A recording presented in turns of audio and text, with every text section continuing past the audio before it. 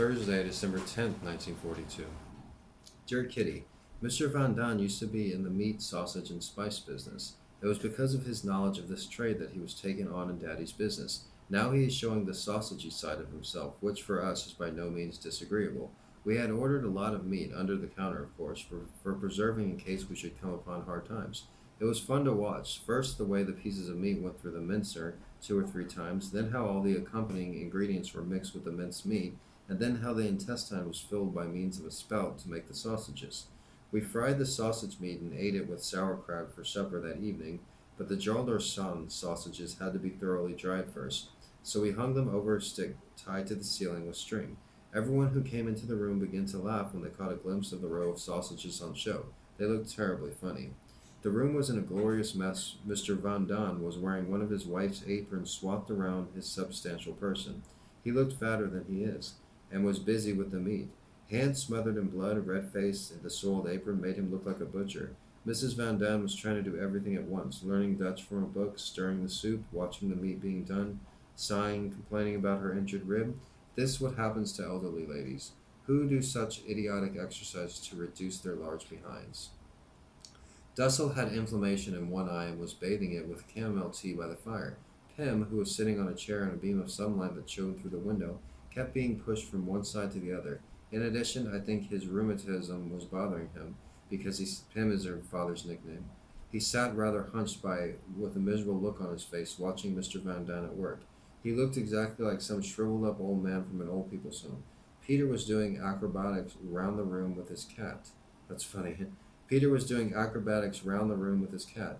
Mommy, Margot, and I were peeling potatoes, and of course all of us were doing everything wrong because we were so busy watching Mr. Van Daan. Dussel had opened his dental practice for the fun of it. I must just tell you about his first patient. Mommy was ironing, and Mrs. Van Daan was the first to face the ordeal. She went and sat on a chair in the middle of the room. Dussel began to unpack his case in an awfully important way. Asked for some eau de cologne as a disinfectant and Vaseline to take the place of wax. He looked in Mrs. Van Daan's mouth and found 2 teeth which, when touched, just made her crumple up as if she was going to pass out, utterly incoherent cries of pain. After a lengthy examination, in Mrs. Van Daan's case lasting in actual fact not more than 2 minutes, Dussel began to scrape away at one of the holes. But no fear, it was out of the question. The patient flung her arms and legs about widely in all directions until at one point Dussel let go of the scraper that remained stuck in Mrs. Van Daan's tooth. Then the fat was really in the fire. She cried as far as it was possible with such an instrument in one's mouth, tried to pull the thing out of her mouth, and only succeeded in pushing it further. Mr. Dussel stood with his hands against his sides, calmly watching the little comedy. The rest of the audience lost all control and roared with laughter. It was rotten of us, because I, for one, am quite sure that I should have screamed even louder. After much turning, kicking, screaming, and calling out, she got the instrument free at last, and Mr. Dussel went on with his work as if nothing had happened. Then he did so quietly that Mrs. Van Daan didn't have time to start any fresh tricks. But he'd never had so much help in all of his life before. 2 assistants are pretty useful. Van Daan and I performed our duties very well. The whole scene looked like a picture from the Middle Ages entitled A Quack at Work.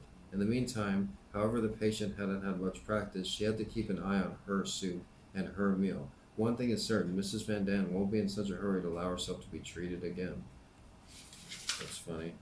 Thursday, December 10th. That was Thursday, December 10th, 1942. She's writing a lot more frequently now. My name is Gregory Brand. I too am a writer. Check out my own book. It's called Gonzo Education. And if you haven't already, hit the subscribe button. Thanks again.